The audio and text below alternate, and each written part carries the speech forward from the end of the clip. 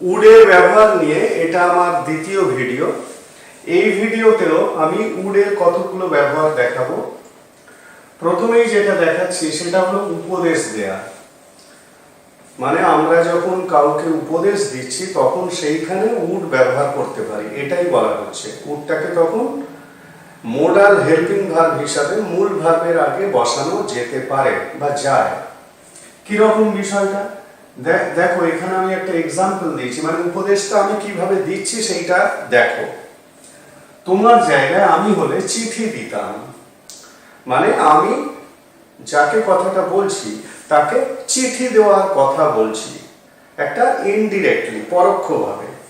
তোমার জায়গায় আমি হলে বা তোমার জায়গায় আমি থাকলে আমি চিঠি দিতাম, তার মানে তুমিও চিঠি দাও, এটাই আমি বলছি যাকে কথাটা বলছি। ঠিক আছে, তাহলে এটা এক ধরনের উপদেশ।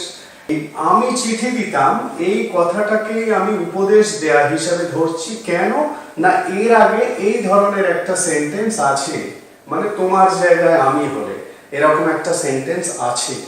আমি এই অংশটা না বলে শুধুমাত্র বলছি যে আমি চিঠি দিতাম, তার মানে তুমিও চিঠি দাও। If I were you I would write him a letter. ঠিক আছে, তাহলে এখানে ইংলিশটা কি দাঁড়ালো? I would write him a letter. ঠিক আছে, এই যে উড ইউজ হলো, বোঝা গেল উডটা কিভাবে ইউজ হলো। I would write him a letter, এটা আমি উপদেশ দেওয়ার অর্থে ব্যবহার করছি। পরেরটা দেখো, খুব ইন্টারেস্টিং।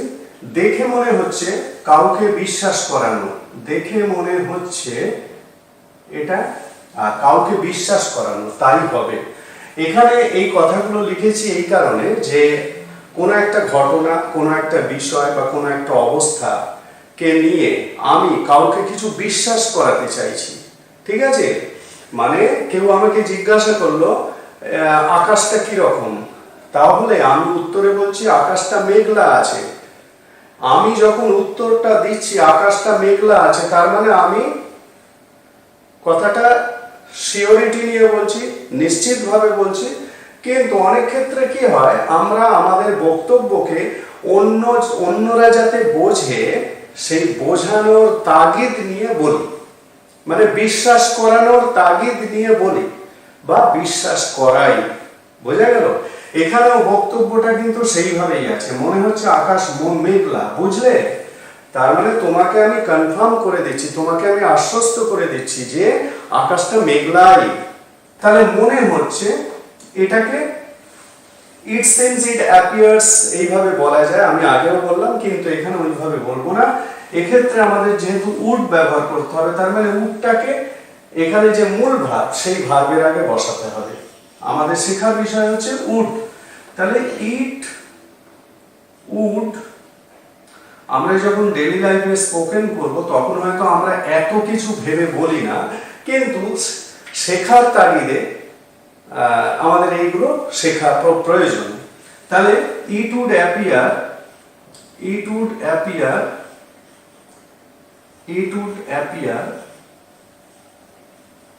দ্যাট, এই যে ইট উড অ্যাপিয়ার, এই যে এই কথাটা বললাম মানেই হচ্ছে মনে হচ্ছে, বুঝলে? বোঝা গেল? ইট উড অ্যাপিয়ার মানে কি, মনে হচ্ছে, বুঝলে? আর তুমি যদি বলো ইট অ্যাপিয়ার্স, তার মানে শুধু মনে হচ্ছে, দেখে মনে হচ্ছে। অ্যাপিয়ার মানেই হচ্ছে দেখে মনে হচ্ছে। It would appear that sky is cloudy. বুঝে গেল? পরেরটা, সতর্কভাবে মতামত দেয়া। এক্ষেত্রে আমরা এরকম কথা বলি, আমার ঠিক বলে মনে হয় না, আই উড নট থিঙ্ক, আমার ঠিক বলে মনে হয় না। এখানে দেখো উডের যে ফাংশনটা, উডটা এখানে দেখো একটা মতামত দেওয়ার জন্য কিন্তু এখানে বক্তব্যটাকে ব্যবহার মানে বলা হচ্ছে, এবং সেক্ষেত্রে উডটা ওই মতামত, মানে উডের মধ্যে মতামত দেওয়ার একটা মিনিং রয়েছে। ঠিক আছে, তাহলে আমার ঠিক বলে মনে হয় না, এটার ইংলিশ হলো আই উড নট থিঙ্ক। তাহলে আমার ঠিক বলে মনে হয় না, এটাকে কি হবে, ইংলিশটা কি? I would not, I would not think, ঠিক আছে, আই উড নট থিঙ্ক মানে আমার ঠিক বলে মনে হয় না, বোঝা গেল। পরেরটা দেখো, কল্পনা বা অনুমান করে ফলাফলের কথা বলা। এখানে ফলাফল যেটা হবে সেটাকে আমি অনুমান করছি, আগে থেকে অনুমান করছি, ঠিক আছে। এখানে দেখো আমি যে এক্সাম্পলটা লিখেছি, ভাষা শিখতে চাইলে অনেক বই পড়তে হবে। এখানে আমি ভাষা শেখা বিষয়টা বা ভাষা শেখা যে চালু করা, এইটাকে, এই অ্যাকশনটাকে আমি এখানে অ্যাকশন হিসাবে ধরছি। আর অনেক বই পড়তে হবে এটাকে রেজাল্ট বা ফলাফল হিসাবে ধরছি। মানে অনেক বই পড়তে হবে, এটা আমার অনুমান একটা, এটা আমার একটা কল্পনা, এবং এই অনুমান বা কল্পনাটা কি না, এটা একটা ফলাফল। ফলাফলটা কোন কিসে থেকে আসছে না, ভাষা শিখতে চাইলে, এই অ্যাকশনটা করলে, বোঝা গেল। তাহলে ভাষা শিখতে চাইলে বা ভাষা শিখতে হলে দুভাবেই হয়।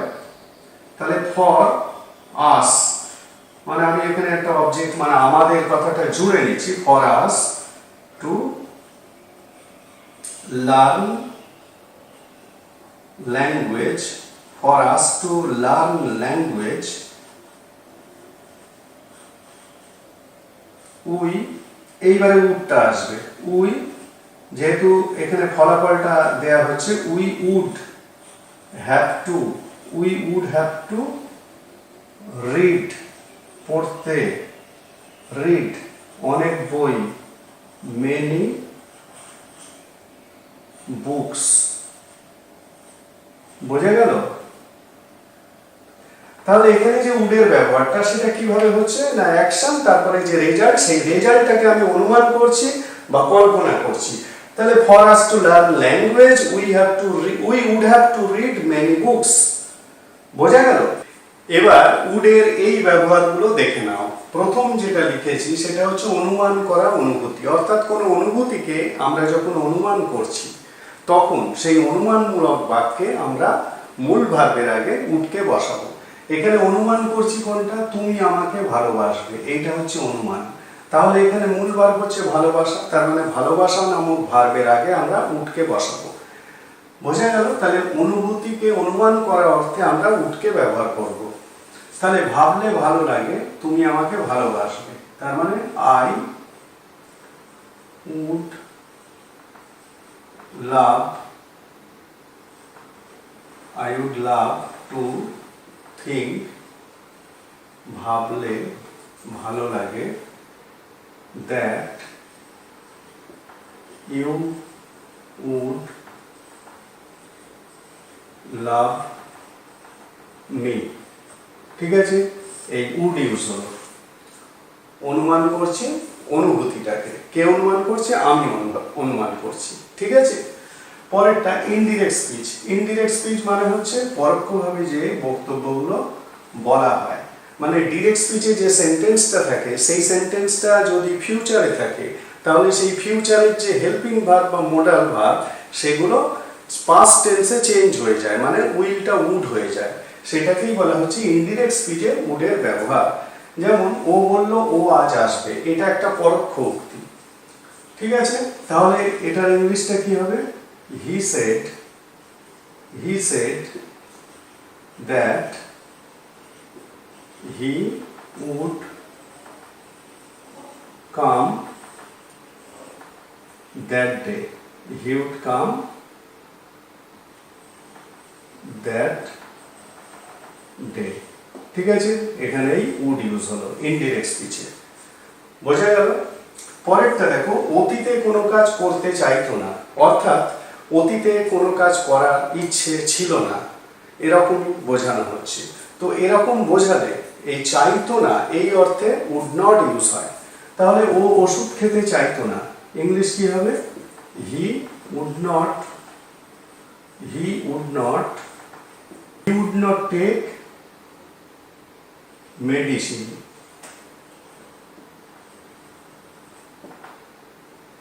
এখানেই উড ইউজ হলো। এখানে উড নট এর অর্থ কি, চাইতো না, অর্থাৎ কোনো উইলিংনেস ছিল না, রিফিউজ করত, ঠিক আছে, অস্বীকার করত, ওষুধটা খেতে সে অস্বীকার করত। পরেরটা দেখো, so that by in order that এর সাথে উডটাকে ব্যবহার করা হয়। কি রকম না, কোনো একটা অ্যাকশন কোনো একটা উদ্দেশ্যে করা হতো বা করা হয়, সেই উদ্দেশ্য বোঝাচ্ছে যে বাক্যটা, যে সেন্টেন্সটা, সেই সেন্টেন্সে মূল ভার্বের আগে উডটাকে ব্যবহার করতে হয়। যেমন ও ভালো করে পড়েছিল যাতে ভালো গ্রেড পেতে সমর্থ হয়, মানে অ্যাকশনটা হচ্ছে ভালো করে পড়েছিল আর উদ্দেশ্যটা কি, যাতে ভালো গ্রেড পায়। তাহলে এই যে যাতে ভালো গ্রেড পায় এই বাক্যে মূল ভার্বের আগে উডটাকে ইউজ করতে হবে। তাহলে হি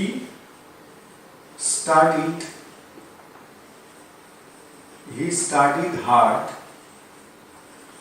এটা হলো অ্যাকশন।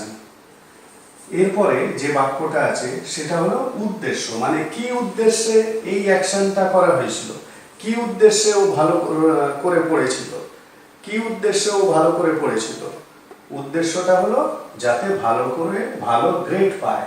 তাহলে এই যাতে ভালো গ্রেড পায় এই বাক্যে উডটাকে ইউজ করব মূল ভার্বের আগে। সো দ্যাট, যাতে, he would be able to get